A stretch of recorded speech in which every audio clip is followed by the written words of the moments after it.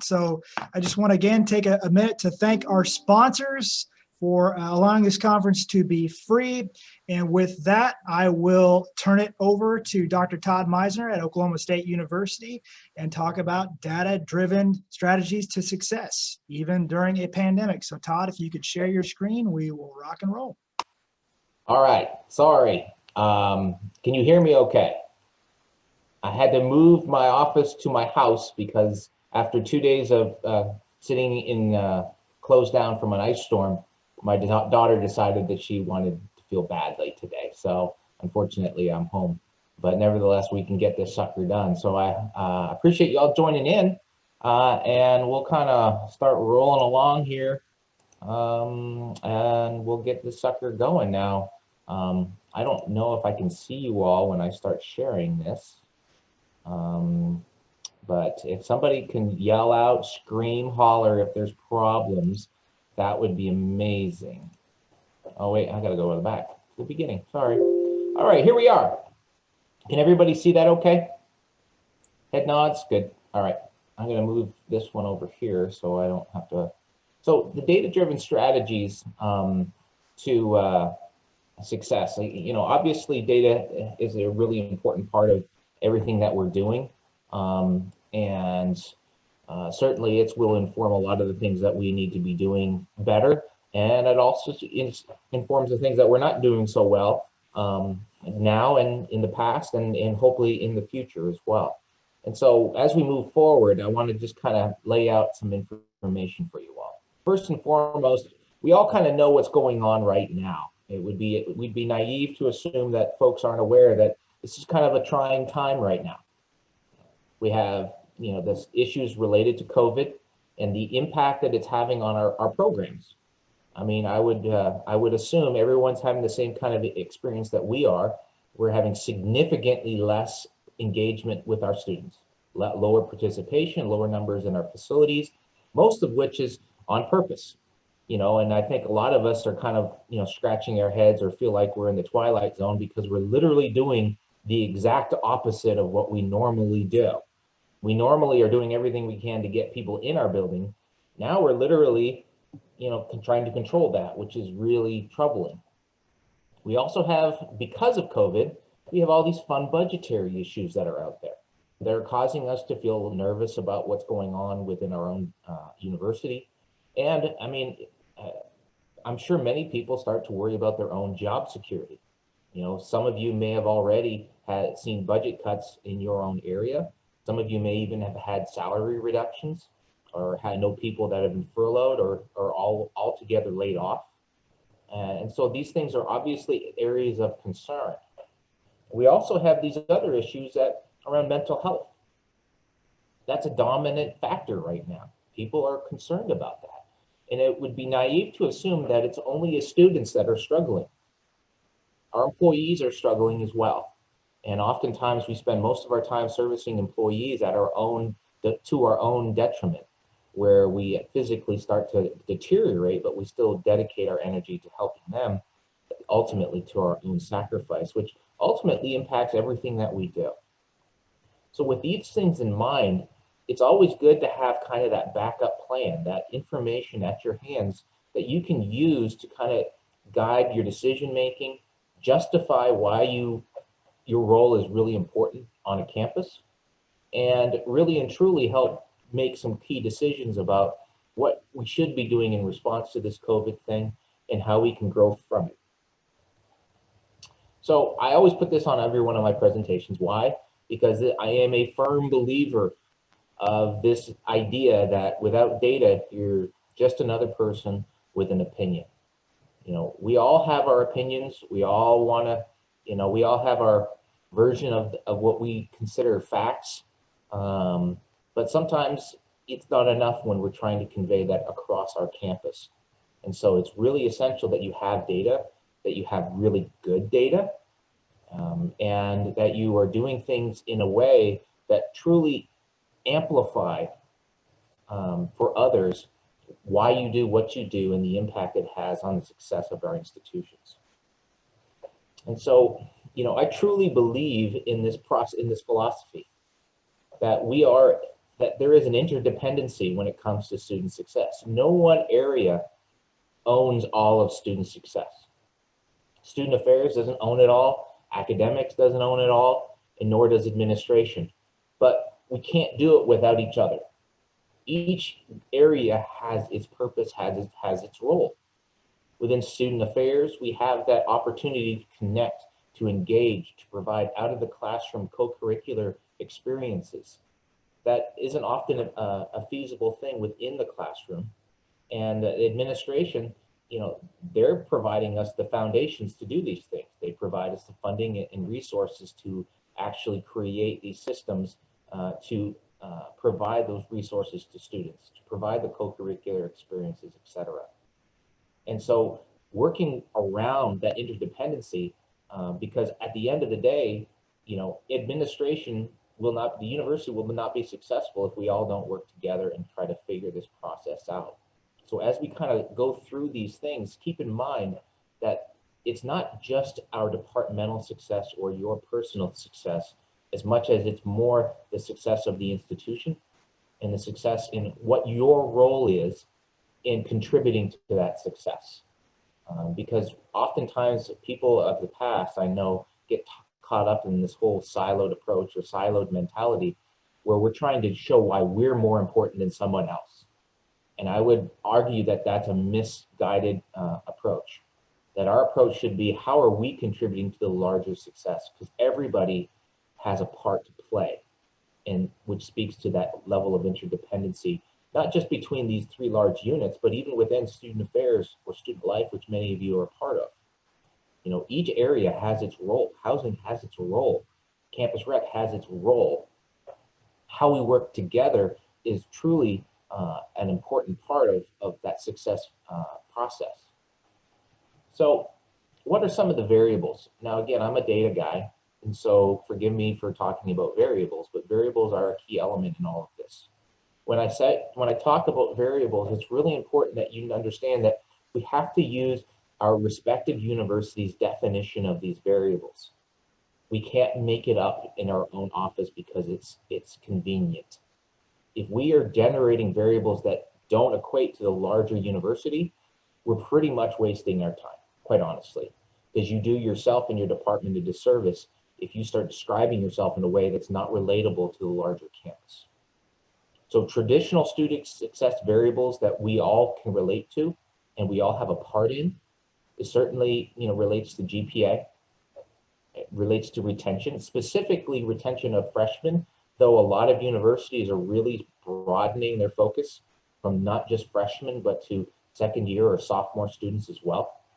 And I say second year or sophomore because we have people that are still freshmen in their second year, and we still want to hold on to them. So it's generally that second year student that we're also broadening the focus on to really want to focus, to really want to identify these individuals to be sure that we're keeping them here and we're providing them the support and resources necessary to feel supported and be successful in higher education. Certainly graduation rate, both the 4 and 6 year graduation rates are standard metrics. Post-graduation employment, did they actually get a job? I know many of you probably keep track of your GAs and who got a job, who didn't. Did they stay in campus rec, didn't they? That's valuable information that you should be keeping a record of and tracking over time as you start reporting the impact of your program, because you're providing so many people with this valuable training experience, these applied experiences, these applied skills that are truly valuable and truly add to the success of that student and adds to the success of your department and the university as a whole. And NACE competencies are certainly out there. Those NACE competencies reflect, the standard items like, whether you're building critical thinking skills, leadership qualities, all of those things. And so many of us are already looking at some of that, and some of you may not yet be doing that. And so I really want to help kind of guide you through this process a little bit. Because truly what I want you to ask yourself within your own department and within your own respective areas within your department, what do you do that contributes to student success? And most importantly, how do you know? Anecdotally, I mean, we can speak of all of these wonderful things that we've contributed to students, all these really great relationships that we've created with students, all these opportunities where we really helped a student in crisis. And that's great, that's fantastic, those are wonderful. But when we're looking at the big picture and how we relate to the larger campus, specific objective level data is critical in getting our message across. And so when you look at the available information that you have through your department, what data do you have at your disposal that you can use or you can analyze and measure it against those success variables I showed on the previous screen? I'll give you an example, okay? And this is a pretty standard one. Most everyone should be able to generate at their own institutions. And that just goes by facility visits. And I just pulled up just a basic slide I put together a couple years ago. And this was the entire first year full-time freshman cohort, okay, that full class that year. And what I've just tracked for that year is, okay, how many times do they come into our facility? And interestingly enough, as you see, as the number of visits goes up, their retention rate goes up. And retention rate is traditionally measured from fall to fall. So if they were a student in the fall, this fall, did they come back and stay enrolled in the university the following fall semester? Okay, and this is one of those critical measures. And so you see this pattern, you go, very cool. That speaks to a value statement for the university. Retention is important. It's something that we can generate pretty easily within our own institution, because you have the number of visits people have at your facility. If you haven't started tracking that, I would encourage you to start doing that and tabulate it on a weekly or monthly basis, and then just track it over time. And then at the end of the year, you can actually obtain the data relative to whether that student was enrolled that fall and then the following fall, and then you eventually are producing such a report like this. And interestingly enough, this pattern isn't just for retention. A lot of times the naysayers are going to say, well, recreation, yeah, sure, they like it there, so maybe they came back because they like the amenities on campus, but that's really not helping their academics. Well, I would beg to differ, because you see this exact same pattern again. Students who are getting out of their residence halls or coming to campus and engaging in the facility for whatever reason seem to be doing better the more often they come. Now, that doesn't mean that we should try to get students there a ridiculous number of times. This is, again, something to note, I should say, is there's a quality in the visit to a recreation center. Typically, people are not made to come. They do it volitional. They do it, it's a voluntary thing. They do it because they want to. They're motivated to. There's something about the facility and perhaps the people in it, how you've marketed it, whatever, that attracts students to go there. And so in and of itself, that's an indicator of a role that we play within this, creating this social connectedness on campus, the sense of belonging within the larger campus community. Now, does coming into your facility cause them to be smarter? No, it doesn't do that. But it does show a relationship, meaning the qualities of the decision or factors related to why they made the decision to engage in your facility contribute to other positive habits that lead to student success, okay? So talking about this year, it's interesting, because I've been analyzing the data for this year and last year, and I have the first 8 weeks of both last fall and this fall. I want to point to last fall first, okay, the fall of 19. And this is the number of our freshmen in our cohort.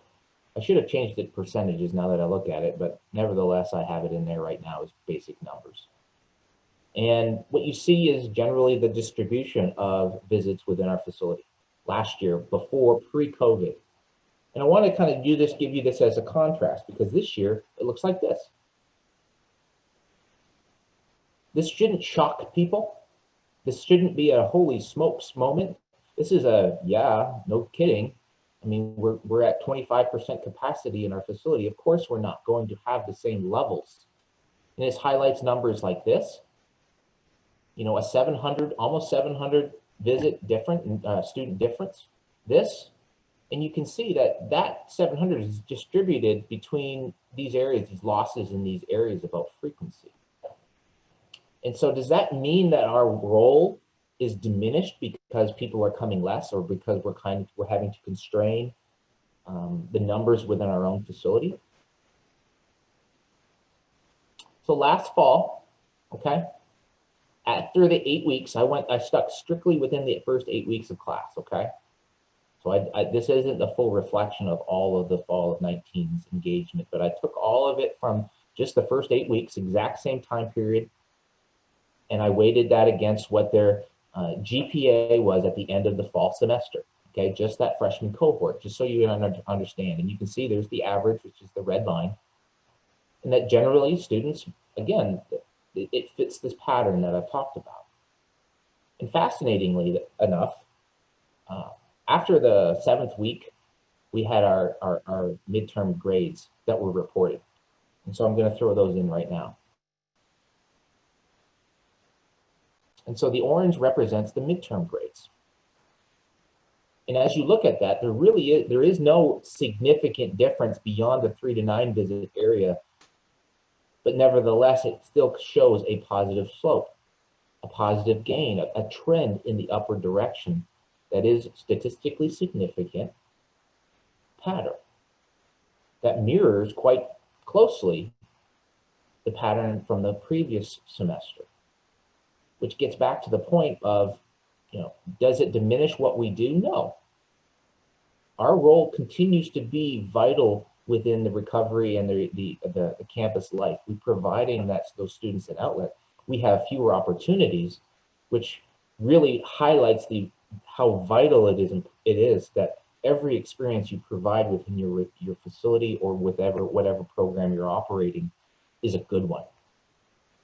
Because we don't have as many chances to win people back now because of the pandemic.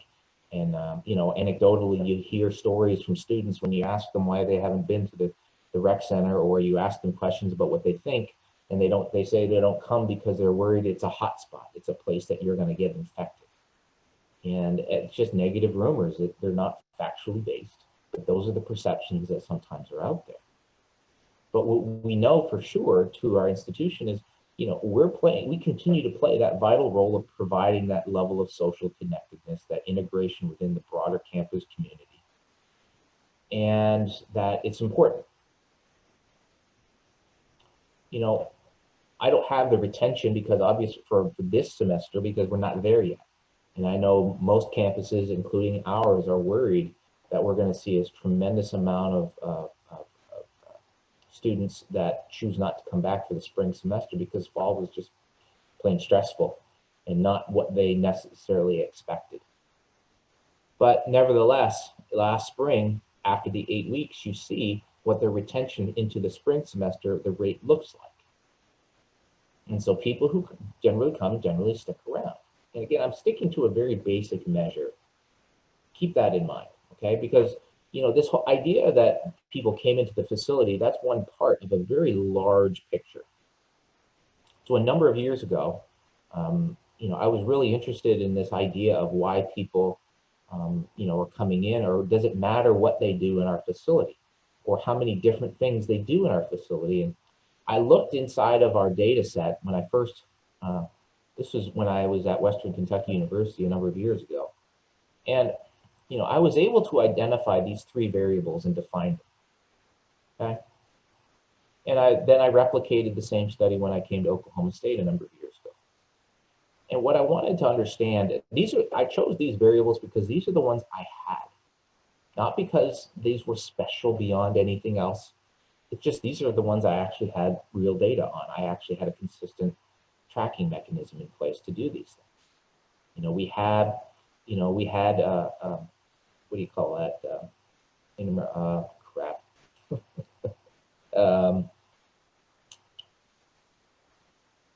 that intramural tracking program, and I'm completely blanking on it right now because it's COVID. What am I going to say? But anyway, we had facility visits, whether or not they participated in the intramurals, and I mean participated, meaning showed up, and did they engage in a fitness event? Not necessarily group fitness at the time, because we didn't have a mechanism to track participation. But did they do a fun run? Did they engage in a personal training program? Those type of things. And what we found over a 2-year span, and I've actually replicated so many other times as well, is you see this constant pattern, where if you add those 3 variables up, you get a score of 0, 1, 2, or 3. So these columns represent some people that scored 0. This is 1, this is 2, and this is 3, and this is the average for the group. And what you see is, again, it's even more of a well-formed slope, honestly, and the power of this measure is significantly higher than just facility alone. And what we found is, again, we see this replicated pattern. And I've actually worked with colleagues at other Big 12 institutions, and then they have actually replicated the same process, the same study, and found the exact same pattern. And so this isn't a unique thing to our campus. This is, I would assume, the same pattern that you're going to see at all of your campuses. And this doesn't just hold true for retention. We still have it with GPA as well. And these are 2 completely separate cohorts, okay? These are completely different populations. And you see that every year over and over and over again.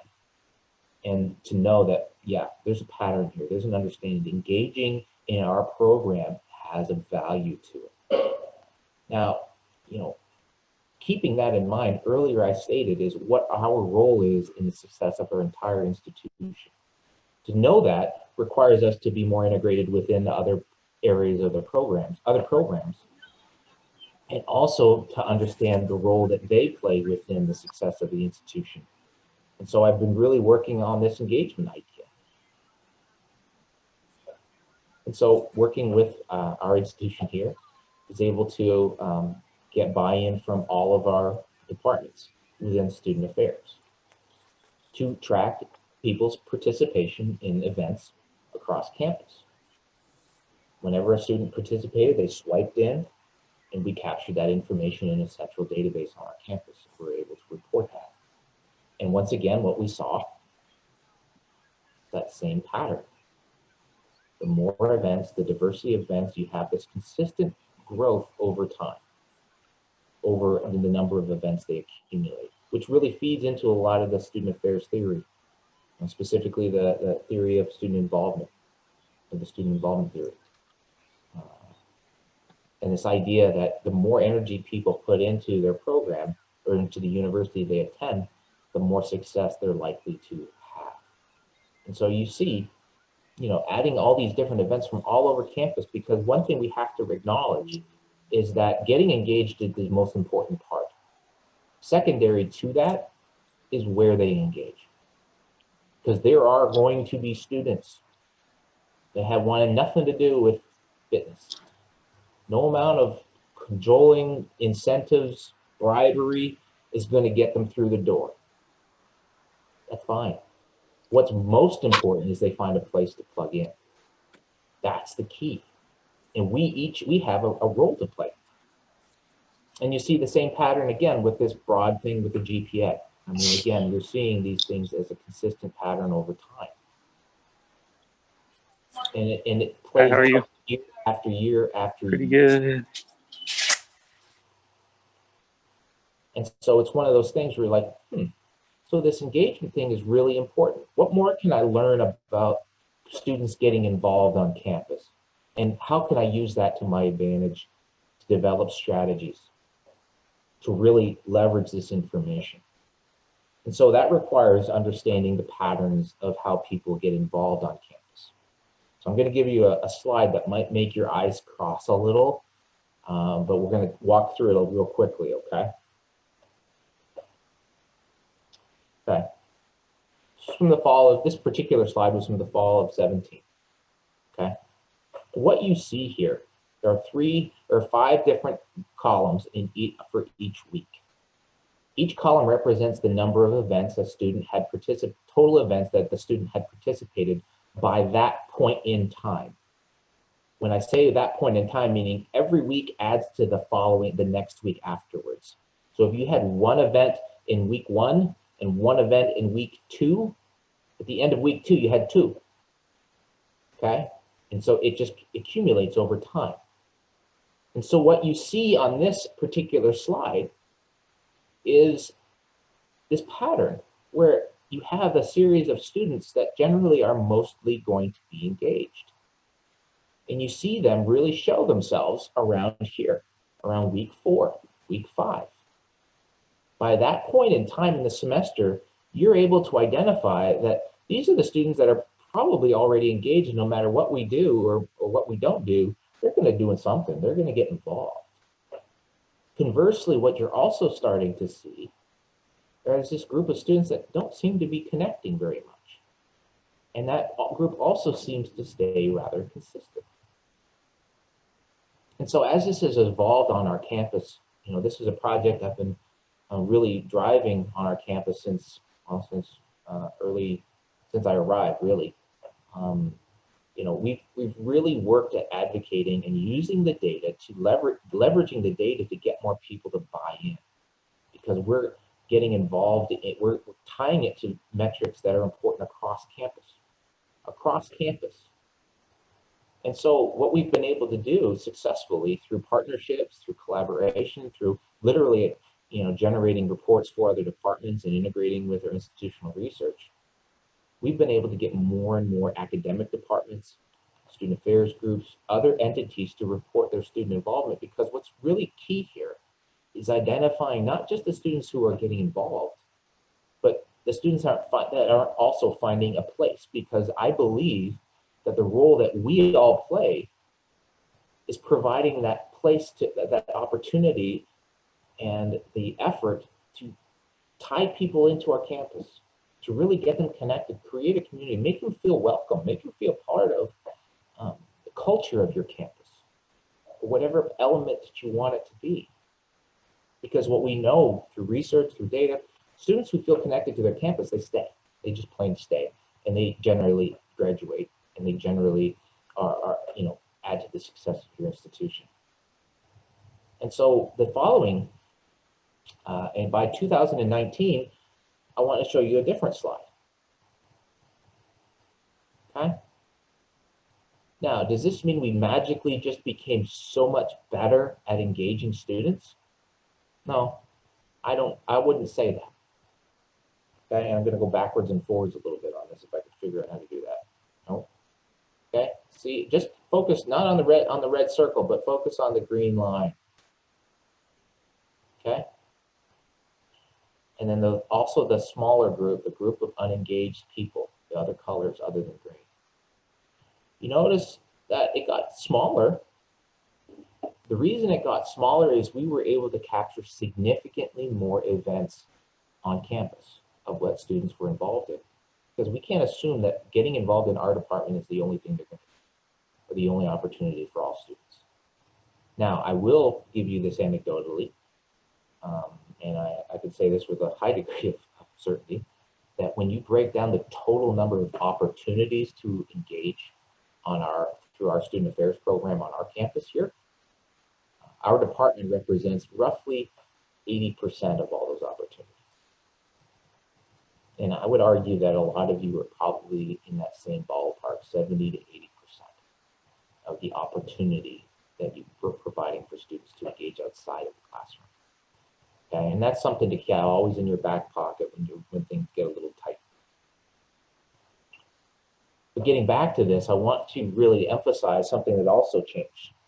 Okay, is you saw this was week 4, week 5, where these people who are more apt to engage really show themselves and separate from the other group. But by now, we're looking at week 1, week 2. Which means that the students that are highly engaged and highly involved get involved quick, and they're in it, and they get out the gate and they start running. At the same time, the students that aren't involved generally show themselves early as well. which lends to some of this strategy. Now, what are we talking in numbers? Okay, and I'm just using fall from 2019. Okay, and so you can see the number of students by the end of that week 15. You know, you have about 220, I guess, almost 219 students that hadn't hardly done anything. Because keep in mind, one activity, one little blip on that, taken from a green bar to a blue bar, would have been simply coming into the recreation center once in a given week. That's it. The bar is really low for these event engagements. Okay, we had 219 kids that hadn't done anything that we tracked at all. Now, I want to also frame this that this is the freshman class. And our freshman class generally hovers around 4,000 students, just give or take, okay? 1% of that group, or in this instance on this page, if you see 3,570, 1% retention rate equates to 35.7 students, okay? 1%. And then you multiply that by $25,000. And you're verging close to $1 million in revenue that's lost through losing these students. Every student matters, you know, period. But when we start using metrics like money that really resonate with a lot of people in administration, we're really starting to add a lot of impact to our statements and why we're doing what we're doing. Now I'm going to scale us back again a little bit and looking at the fall currently. Okay, this current fall, no, last fall, last fall, this was the pattern of engagement that we saw, okay? Now I want you to see that this is what it looks like now, okay? We'll go back. Last fall, you could see that people were getting engaged early, just like I pointed out before by week 1, week 2, but now it's taken us a number of weeks to see that impact, to see that group week 5, week 6. Which means that the people that are going to get involved are going to get involved. There's just less things for them to get involved in right now. But it doesn't mean that it's not being impactful. It's just the opportunities are not as broad. And so we're having to cast a wider net and trying to reach out to students that aren't getting involved on campus to really try to find a way to connect them, to get them into our facilities or get them connected to some program that we possibly can get them into. Because this timing really matters. The earlier, the better. And just kind of, and some of you have already seen this slide I've shown at other conferences. Last fall, I just want to lay this out for you, okay? So when you look at this is extended sequentially over every week. This is the group of students that had not done anything all year long, like zero, nothing. Ignore the color code on the bottom of my screen because that's completely screwed up. But trust me, the blue is 0. But you notice over time, the longer they stay unengaged, the lower their retention rate. And then this is the kicker for those who haven't seen this before. When they do one thing, that's what happens to the retention rate over time. And then 2 things, 3 things, 4 things, 5 or more, retention rate goes up and above what the average is. Which means that getting people involved, every event, every connection point is critical to what we do. So getting back to this slide I showed you earlier, this is the vital piece for me, in my opinion, okay? This group and this group. This is getting into what the whole point of what we're talking about, these data-driven. I'm looking at my data and I see that I have 1,735 students right now that haven't connected with us at all. I also have 826 right now. I'm having to cast a wider net because, you know, maybe they came once and it was a bad experience. Maybe they ran into one of our lower performing front desk people that were rude to them. I don't know. Maybe they just came in and they saw the place and they were intimidated and they turned around and left. I don't know. But I have to know that the more involved I get them into our facility, the better. I want to connect them. I want to let them know that this is a place that they're welcome, that we're here to serve them, and we're here to provide them the best experience we can. And so just to give you an example of an intervention that we're already doing for this semester, we launched literally this past Monday. It's a simple intervention, okay? Where we're able to identify every freshman student that has not come into our facility or has only come into our facility once. We know who they are. We have their email. We even have their cell phone, because it's all within the data set that is available to people, administrators, okay? And so what we did, instead of us taking that responsibility of reaching out to them, we have a department here called First Year Success that works out of enrollment management. And they are tasked with reaching out to freshmen, every first-year freshman. They have the infrastructure, they have the personnel to do those outreaches. So we partnered with them. They're sending an email and text invitations to these specific students that we've identified, inviting them to come to our facility. And what we did was we just migrated into Fusion, and our staff was able to figure out a way to tie in, to identify those students in our system, which ones that are those low or unengaged students, so that when they do come in, eventually a flag will come up on the screen when they swipe in, and our student staff will hand them a little voucher that they can pick up in our office for a free t-shirt. And there's a t-shirt down there. That's the t-shirt we're giving away right now. Okay, it's the soft stuff, none of that cotton crap. Okay, we don't do that anymore. It's all this soft stuff. Big bucks, man. But we're trying to entice people to kind of do this stuff, okay? And so, you know, in integrating it, and then now we get them into our office. So now we're able to kind of go, okay, well, now what? You know, we can offer them different services. Our fitness staff or our facility staff can take them on a tour. Show them it's not so scary after all. Our personal training staff or fitness staff can give them a free little, you know, how to work out, just a basic workout, and take them through it. Do we normally charge for that in certain situations? Sometimes. But really, is it about that $5, or is it about the kid coming in? And I would always forego that small amount of money to get that big impact opportunity in connecting a student into our operation. And so we're not going to charge them anything. And the most important key element of this intervention effort that you would do, that we're doing, and that if any of you do an intervention, is always track how it goes. Even if it's horrible, even if it's a huge crash and burn, track it. To understand what not to do, also to understand what you did do to make it a little bit better, and most importantly, report your success to the larger university about the innovative ways you're using data to boost overall institutional success through student retention. Now, just another example of interventions that I'm involved in and I'm helping to lead on our campus right now relative to the data that we have through this engagement program. Now, this goes outside of the walls of Campus Rec. Ooh. I don't know what I just did. Let me try this again.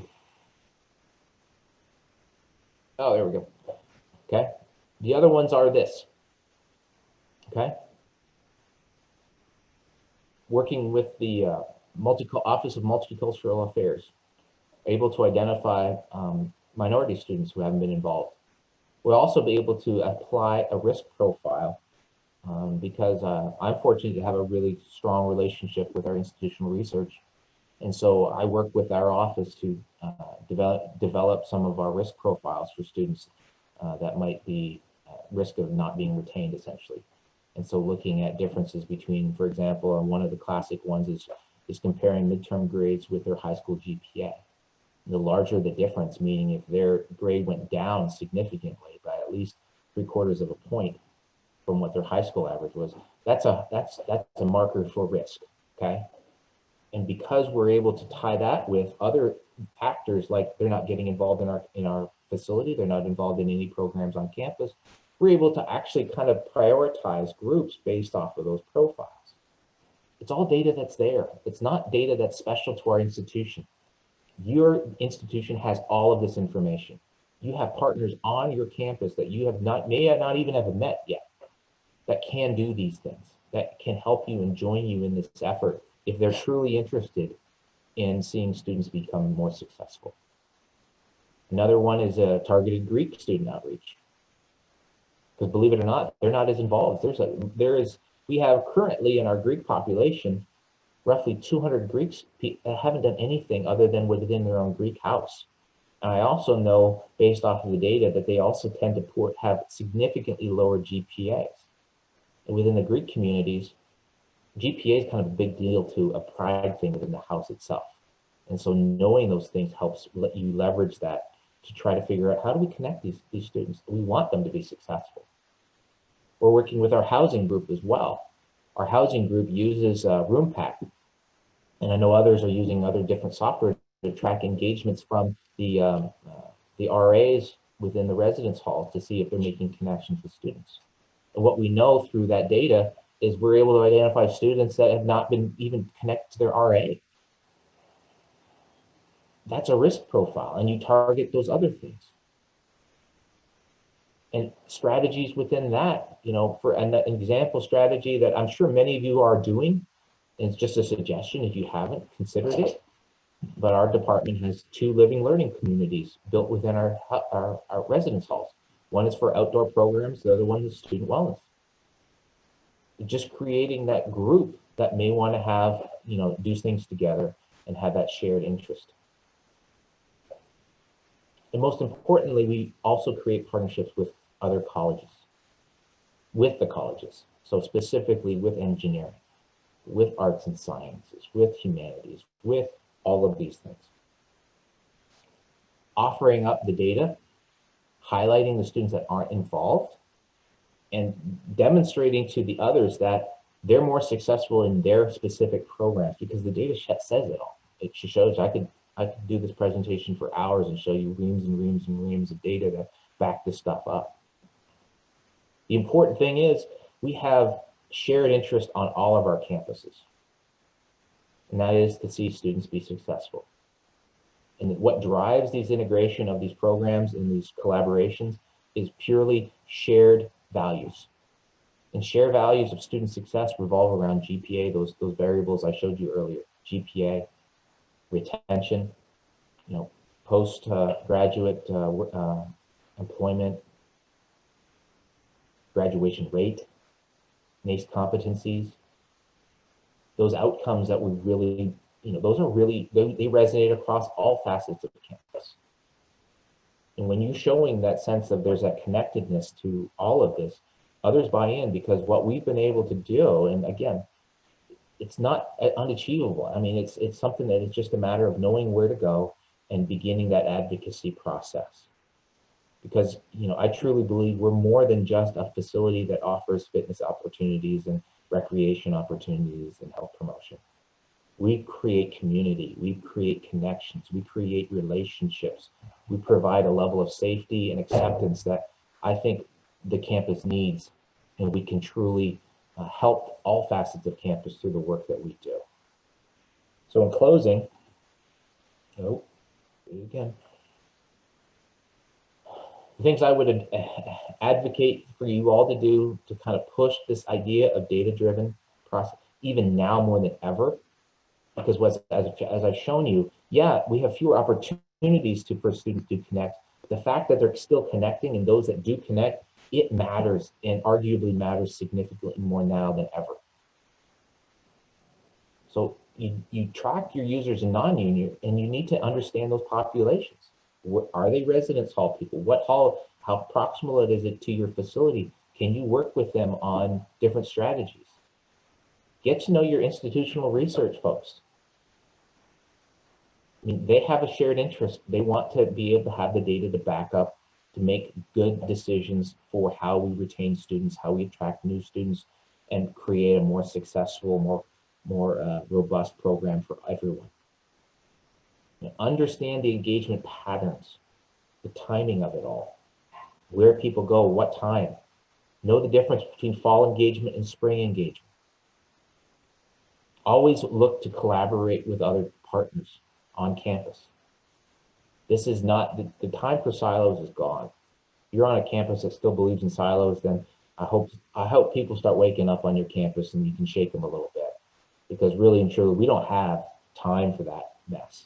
We don't have the energy for that mess, and it is not something that's going to help anybody. And most importantly, never forget that it's not about your success as much as it is the university's success. It's important to show how your success, your department's success, contributes to everyone's success. Because that in and of itself will really lend to show the value you bring to campus and the contribution you're making to the success of all students. All right. So, I don't know, do I stop share, I guess? Yeah, you can stop share, Todd. And if anybody has any questions at this time, you can put them in the chat. I'll read them out to Todd, or you can ask them if you unmute yourself.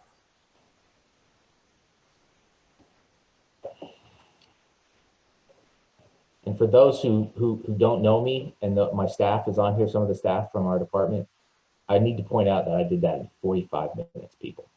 45. I'm really proud of you. Thank you. Thank you, TC. I appreciate that. It means a lot. All right. I think I get a pretty funny comment there. Awesome. Well, if nobody has any questions, obviously you can definitely reach out to Todd at any time. He's always been really great with his excellent data presentations. I am going to post a evaluation for everybody to fill out about this session in the chat. If everybody could take some time to fill that out. I know Todd would appreciate your feedback, and we would all appreciate your feedback as well. Outside of that, everybody, you have a great rest of your conference. Hopefully I'll see some of you guys at the 2:15 presentation. I'll be presenting then. Hey, Todd, can you put your email in the chat just for folks that might want to follow up with you? That means I have to chat. Okay, here we go. Everybody, everyone. All right, I'm gonna do that.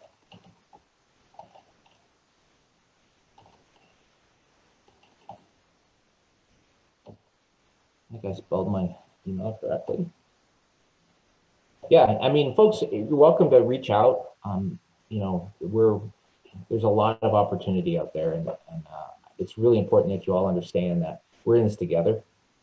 And so if there's anything I can provide, I know I'm not shy to ask others for assistance. If there's anything we can provide that can be supportive of any of your efforts, or even to share the data that we have to kind of advocate on your campus, whatever.